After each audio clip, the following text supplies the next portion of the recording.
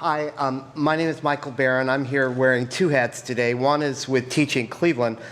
We have a website at teachingcleveland.org, and if you want to read more about Newton D. Baker or about Tom L. Johnson or about any of these figures for all the way through Cleveland history, we have essays and we have a lot of other content, so that's teachingcleveland.org. The other hat I wear is with the League of Women Voters, and they have men now, and our next lecture will be about Belle Sherwin, who was from Cleveland and who led the League of Women Voters for 10 years on a national level. Our lecturer will be Dr. Marion Morton, who taught for many years at John Carroll University as a full professor and is now emeritus and has a specialty in local Cleveland history.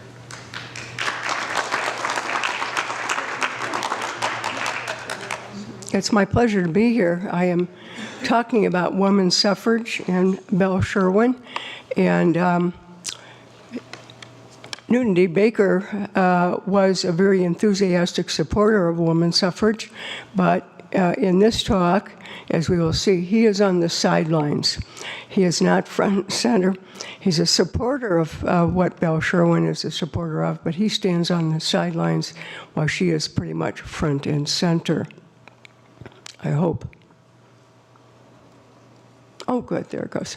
I have to begin by making this admission that before I met Michael Barron, maybe 3 years ago, Michael, the only thing I knew about Newton D. Baker was that his name was on a building I had a lot of classes in when I was in grad school here.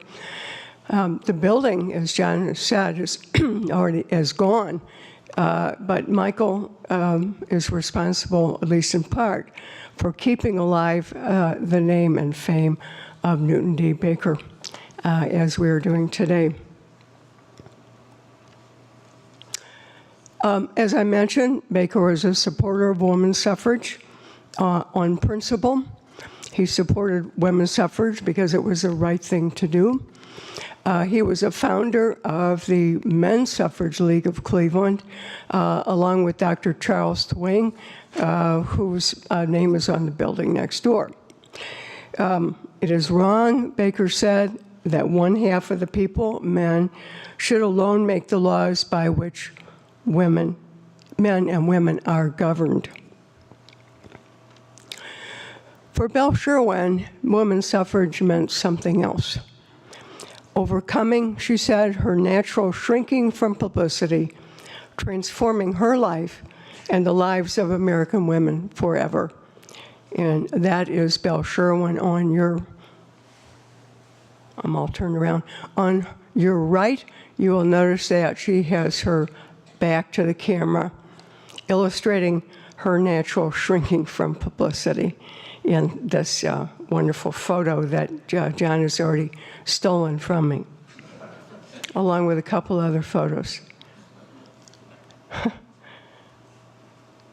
Now, let me sketch in very briefly the background to the women's suffrage movement, in case anybody doesn't know what it is. The first public demand for votes for women was articulated in 1848 at the Seneca Falls Convention. I'm sure that most of you know this, and if you don't, you should. What the women assembled there, and a few brave men did, was to rewrite the Declaration of Independence so that it read, as you see there, "We hold these truths to be self-evident, that all men and women are created equal." What you see pictured there are Elizabeth Cady Stanton, who was at the Seneca Falls Convention, and her protege and partner in crime for many years, Susan B. Anthony. And I don't know what they're reading, but I sure hope that it's the Declaration of Sentiments and the part that says, "We hold these truths to be self-evident, that all men and women are created equal." So that's where it begins in 1848. There were many other suffrage or women's rights conventions throughout the 19th century. Two of them are in Ohio, in Salem, Ohio in 1850, and in Akron, Ohio in 1851. Ohio women tried to get this, the amendment, the state constitution amended 3 times in the late 19th century in order to get the vote, 1888, 1890, and 1891. They failed every single time. In 1894, however, Ohio women did get the right to vote in school elections. In 1890, the big suffrage organization, the NAWSA, was established. This is the group that will lead, ultimately, the suffrage movement to victory in 1920. Oh, nuts, I gave the whole story away. And it's also the group that the Cleveland women will become affiliated with, the NAWSA. Oh, good. The decades of the late 19th century are decades of expanding opportunities for women, particularly in education, maybe because I'm a teacher myself. I think education is absolutely key to improving and expanding people's lives. A few women went to college, even fewer went to medical or law school. Some even became doctors and lawyers, a very small handful. Women went to work in factories, or if they were middle-class women, sometimes went to work in offices. And women entered the public life through the back doors of reform or philanthropic organizations. Good example of a reform organization, actually the biggest organization of women in the United States in the late 19th century is the WCTU, which takes women into public life through the back door.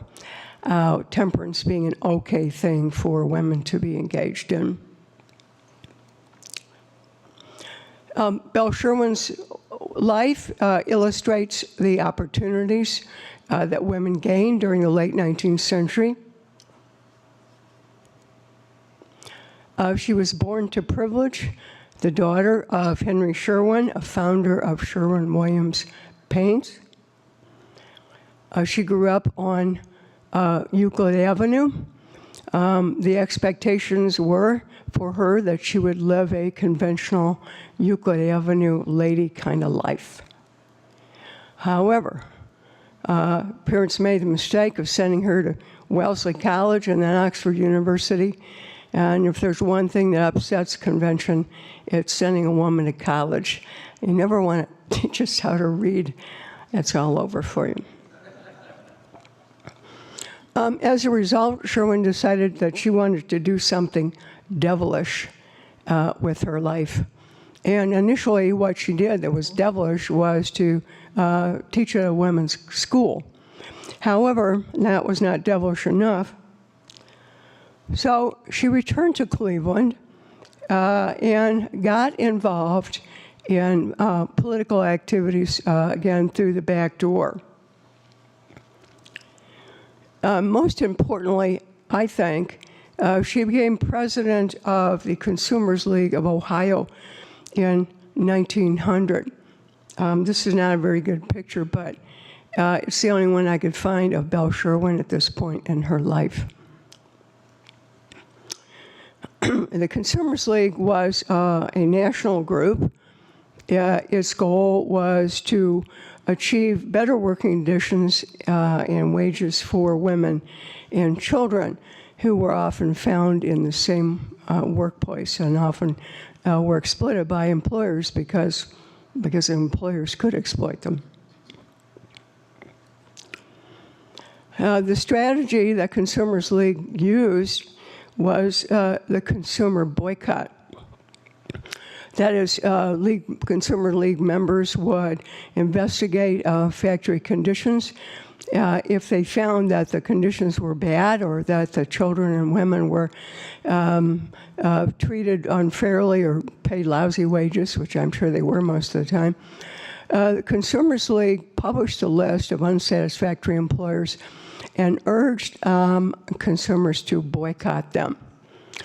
The boycott, of course, is a political tactic that goes back at least to the Boston Tea Party, and they use it here.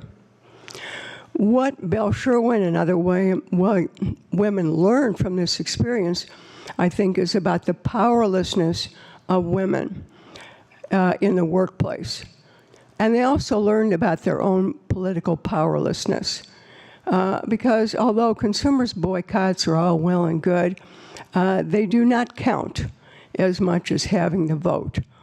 So the CLO probably helped persuade Sherwin that she ought to get involved in politics in a more open way.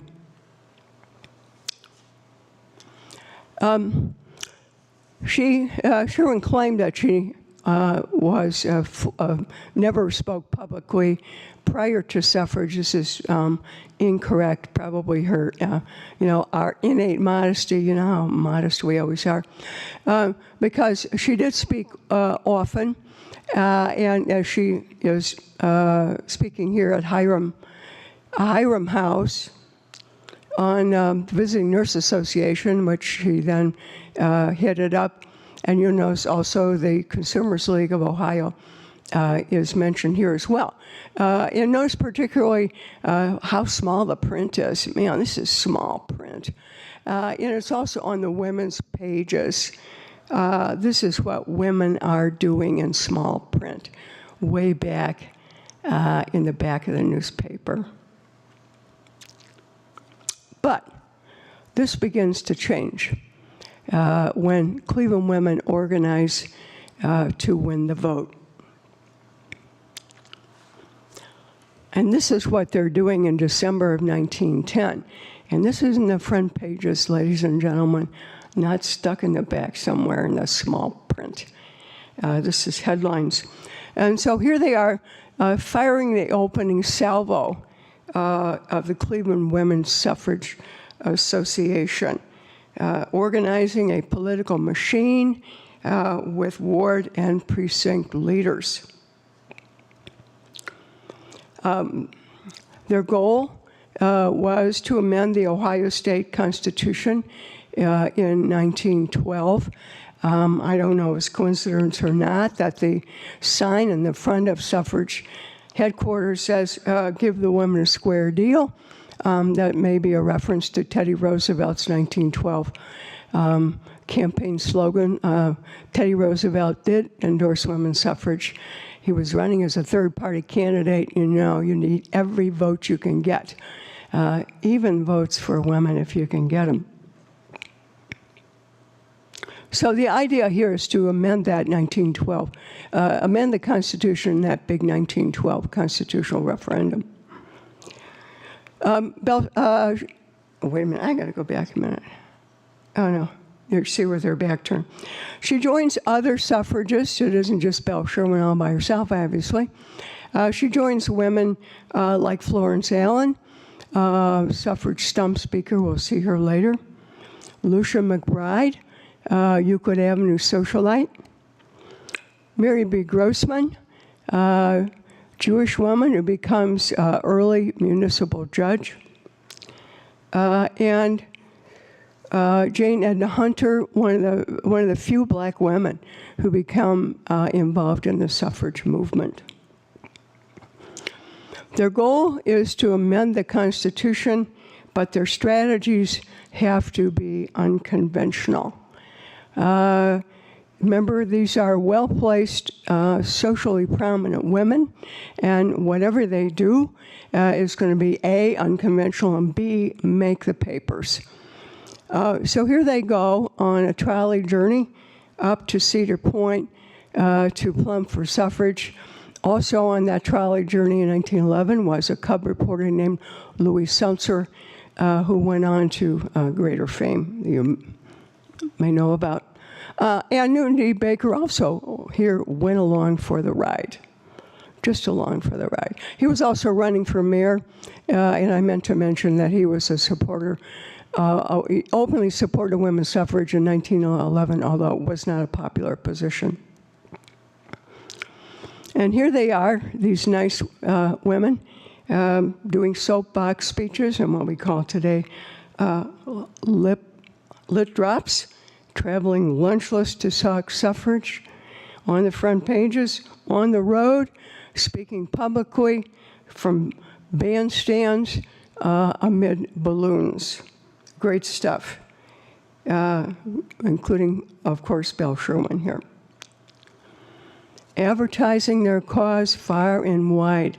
And there goes Belle Sherwin again on the trolley or on the Sherwin electric car. Very unconventional, headline-making stuff. Whizzing in cars, Labor Day crowds, great publicity for the suffrage cause, and our heroine, Belle Sherwin, right in the middle of it, helping to make headlines herself. But we lose in 1912. And the Constitutional Convention, or the votes that allow for initiative, referendum, recall, direct primary, all those things we call the direct devices of democracy, pass, but women's suffrage, no. And it loses big here. It loses big in Cleveland, and in fact loses big in Cuyahoga County. Alas. Never daunted, though. Never give up. Regroup, reorganize, restage, do the whole public relations thing again, this time with these splendid floats. Women dressed in Greek garb on this wonderful float, flags flying, bugles blaring, off they go. Suffragists arousing her sisters, and you can be sure that this made all of the front pages of the paper. June of 1914. And here we go, in October 1914, down the home stretch, headed for still another suffrage amendment to the Constitution, another parade. Mayor Baker is mayor by now. He is standing on the sidelines, or rather smiling on the sidelines, because his wife and his children are marching in the parade, along with old women, young women, working women, professional women, women in all walks of life. It is an awe-inspiring sight, say the newspapers. Martial music, waving banners, the whole 9 yards. Darn, lose again. Well, at this point, we should stop and say why. Why is it that women don't get the vote in 1888, 1890, 1891, 1912, 1914? There must be some pretty good reasons for that.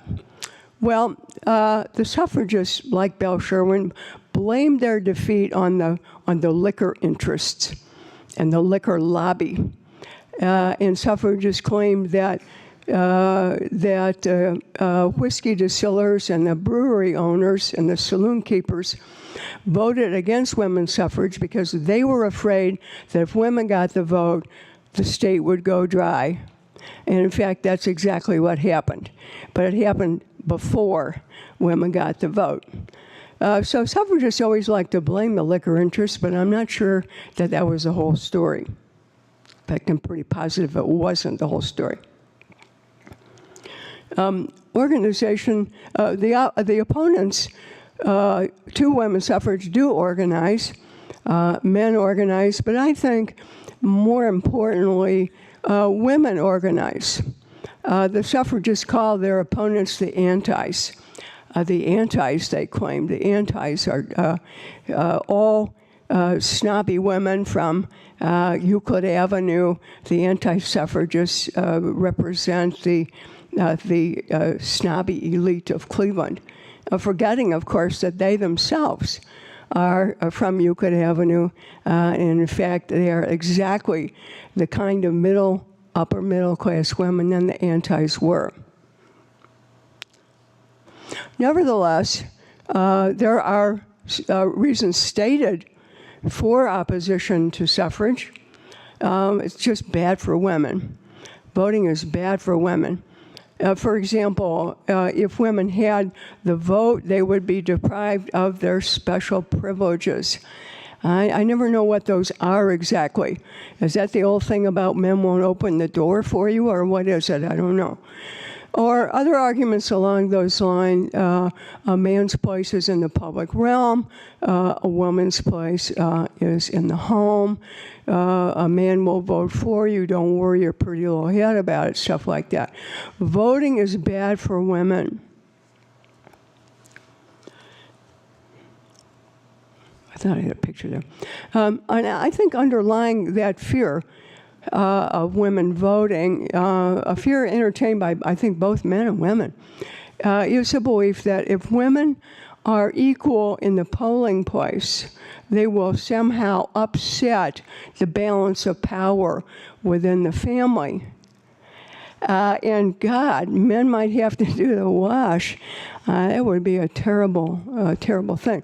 And it's easy to poke fun at that, and I certainly intend to. But the fact of the matter is that families are important and had operated, at least in this country, for centuries with a man at the head and a woman at the foot.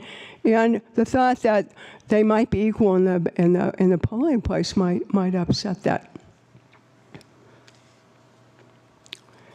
And worst of all, women shouldn't vote because they are mothers. Oh my goodness. All women's attention would be focused on voting and paying attention to the newspapers and going to the polling place, and their children would obviously be neglected. Well, the suffragists didn't take this sitting down. You want to fight fire with fire. And they, of course, summoned their own arguments. And I just chose this slide because it's so pretty. For example, this kind of argument. Are women people? Are women taxpayers? If they're people, if they're taxpayers, why the heck don't they get to vote for who represents them? This is a familiar argument too, isn't it? No taxation without representation. This is a straight up, we're equal argument. We're people, we're equal, we pay taxes, we expect to have a say in what goes on in politics. The principled position. On the other hand, other women argue this. We're special, we're mothers, we should vote because we're caring, nurturing people who care for others, and that's how we are. And some women argue that we were equal and the same, and some argue that they were special, and some argue that women were both, and probably believe both at the same time. Who can't entertain two illogical ideas at the same time? Certainly we could. And I like this one. Kids want their mothers to vote. You think you can keep women silent politically, says this child. It can't be did. I love that. Too cute to leave it out. Some women even brought their children to suffrage parades. Mrs. Newton D. Baker is an example. Bring your kids to the suffrage parade day. Children do, in fact, support votes for women. Votes for women do not make women worse mothers. In the meantime, there's some progress at home. Women in East Cleveland got the vote in municipal elections. When the city charter that enfranchised women was challenged by the anti-suffragists, this woman, and here we see her again, Florence Allen, took the case to the Supreme Court and won in 1917. So East Cleveland women do vote in municipal elections only in 1917. National leaders come to town to help out the suffrage movement. I was going to give you extra credit, but since John, as usual, stole one of my slides, I'm removing the extra credit possibility. But who's this? I got you there. This is Rose Schneiderman. She is the head of the National Women's Trade Union League, and she comes to town to take the suffrage message to the gates of Cleveland factories and mills. The suffragists were not dumb. They knew they had to get working class support, and they bring in Rose Schneiderman to do that for them. You already saw her. This is Jane Addams, the founder of Hull House, the supporter of all good things in the world, at least if you're a fan of the progressive period. She is known to her colleagues and contemporaries as Saint Jane. So good is she.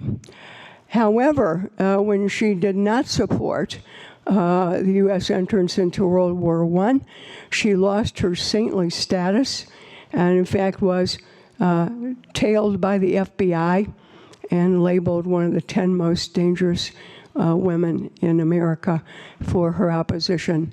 Not her opposition, her failure to support this war. And just FYI, she got the Nobel Peace Prize in 1931 for that opposition. Last but not by no means least, anybody know who this is? The first woman ever elected to the Congress from the proud state of Montana, where women did vote. Nobody knows this. See, this is why we need to teach. Oh, John, well, of course you know it.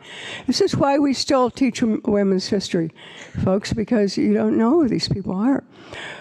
She is Jeanette Rankin, first woman ever elected to Congress from the state of Montana, elected where obviously women could vote, elected in 1916.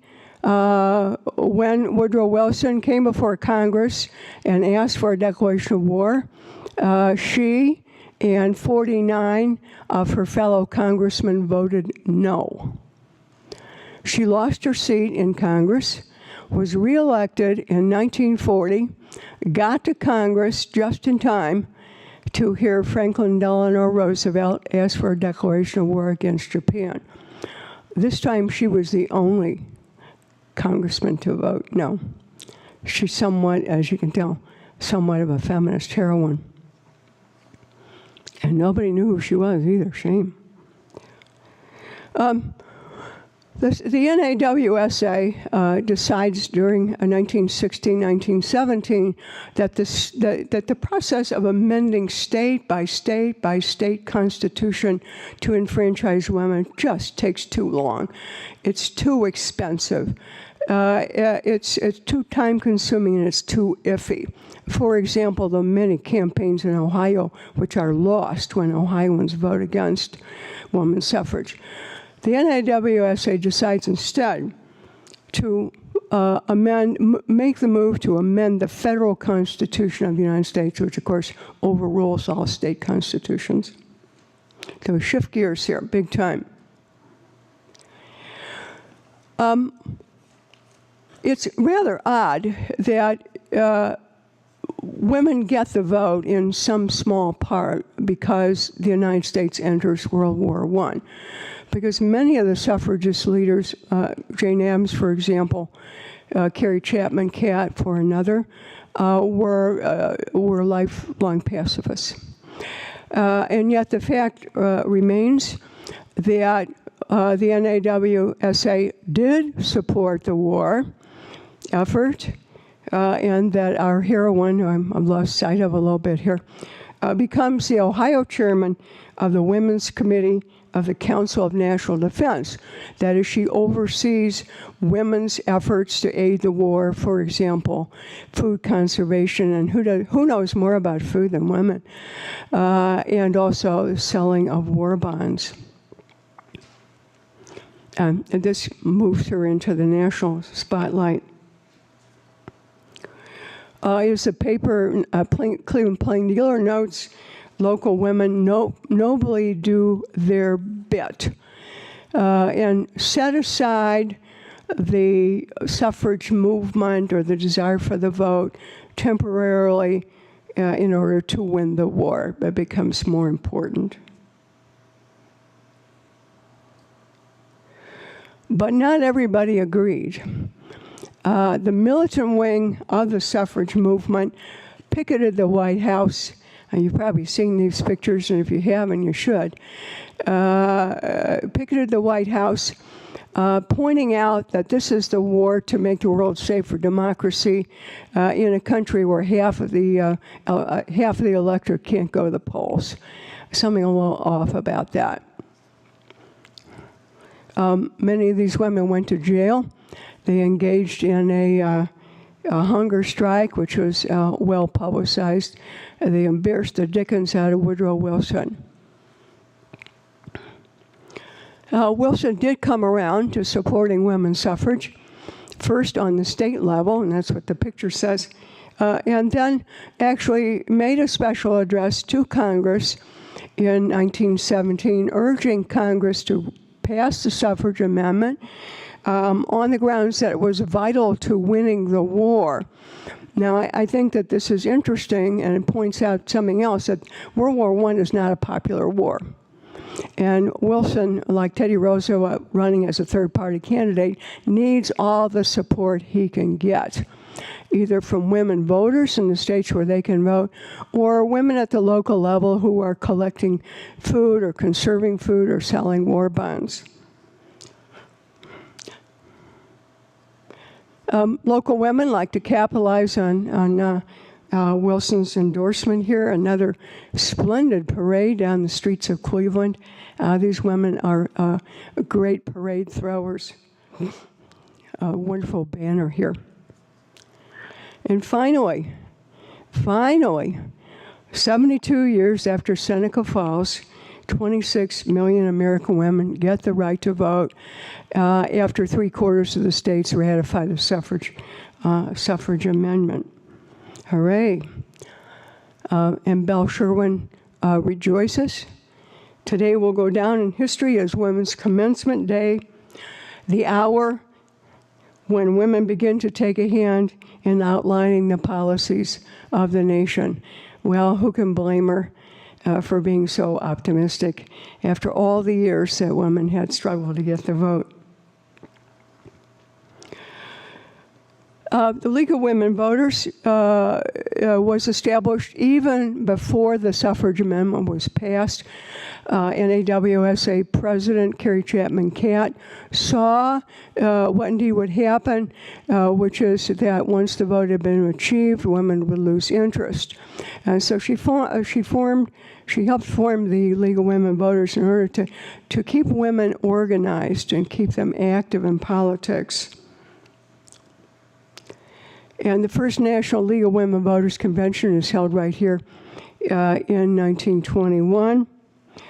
Sherwin becomes president of the local League of Women Voters.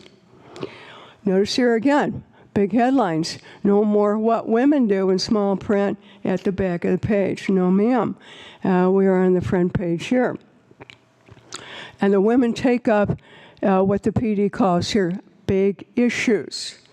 One of the big issues that they tackle very early is world peace. As I said, many of them were lifelong pacifists. They had set aside their pacifism to support the war effort, as did Newton D. Baker. But once the war is over, they once again throw themselves into the cause of world peace. They are early supporters of the League of Women, League of Nations, as was Newton D. Baker, and they are also supporters of the World Court. Oh yeah, I forgot this. Cleveland women organized this wonderful peace parade in 1924. It involves all the big women's groups, the League of Women Voters, the YWCA, the Women's City Club. 10 years after that dramatic parade in 1914, they staged this one. Alas, this doesn't turn out that well for them. It's rainy. They have a lot of critics. People stand silently along the parade way, and maybe worst of all, women get called Reds. They are Reds for supporting world peace, and these women are early victims of the anti-communist hysteria that will sweep through the 1920s for the rest of the decade as they trudge down Euclid Avenue. On a brighter note, our heroine, Belle Sherwin, becomes president of the National League of Women Voters. she becomes a player on the national political scene. The League itself is, I think, fair to call it, the sort of the last moments of progressive reformism, about which we've heard already a lot. The League endorses protective legislation for working women. That is decent working conditions, a shortened work week, minimum wage, special legislation for women.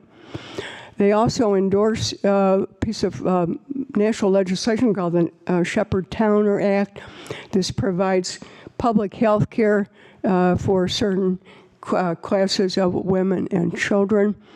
Passed in 1921, repealed in 1927 on the grounds that if we give people public health care, they won't be able to choose their own doctor. So stop me if you've heard this one. The League also endorses a child labor amendment to the Constitution that comes to nothing. It circulates out around among the states and dies out there. But child labor laws, child labor legislation is part of the 1938 Fair Labor Standards Act. The League of Women Voters opposes the Equal Rights Amendment from 1926, when it is first introduced to Congress, until 1972. And the opposition to the ERA stems from their belief that women do, in fact, need special legislation in the workplace, and the fear that ERA would do away with that special legislation, which, in fact, it probably would have. The League also endorses the Tennessee Valley Authority. Locally, the League allies itself with groups like the Citizens League of Cleveland, endorsing efficient county government, civil service exams, city manager, proportional representation. Sharing these interests and positions with the Citizens League, as I said, which is kind of ironic because the Citizens League never endorsed women's suffrage. The rascals.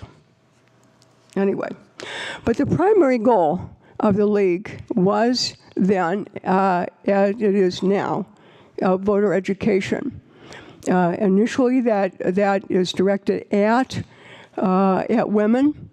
And think about how hard it is to educate women, not just about how to vote, but to vote at all. Women have been told all their lives, as their mothers and grandmothers were, that they shouldn't vote. That wasn't their business. That wasn't their responsibility. In any case, they didn't have the right stuff. You know, women shouldn't vote. So this is an enormous obstacle that the League has to overcome. And as a matter of fact, after that initial presidential turnout in 1920, the voter turnout among women does drop. And the League's slogan becomes "Every woman an intelligent voter." So the League then, as now, runs Get Out the Vote campaigns. And this is our heroine, Belle Sherwin, in the upper picture in the middle there. Get out the vote. The League also runs citizenship classes. What is a polling place? What does a ballot look like? How do you mark a ballot? And this reminds us that voting is learned behavior. You don't know how to vote just because you live here in this country. This is something you have to learn how to do, as well as learning it's okay if you do it. And this becomes the League's primary goal in the early years. The result, of course, of suffrage, the result, of course, is that women's lives are transformed. Here we go, there she is. Our timid local suffragist has become a national political leader. The woman who has her back turned to us modestly in 1912 faces straight forward a dozen years later, the leader of a national political organization. She received 2 other prestigious appointments after her term as League of Women Voters president expired. The lives of average American women were transformed by this as well. The proportion of eligible women who voted in presidential elections exceeded the proportion of men who voted since 1980, and the number of female voters has exceeded the number of male voters in every presidential election. There's more of us. Well, and we got elected to political office. Not in proportion, of course, to our strength in numbers, not in proportion to the numbers of us who go to the polls, but you know what? We get elected in ways that we never did before, and who knows what's going to happen in 2016.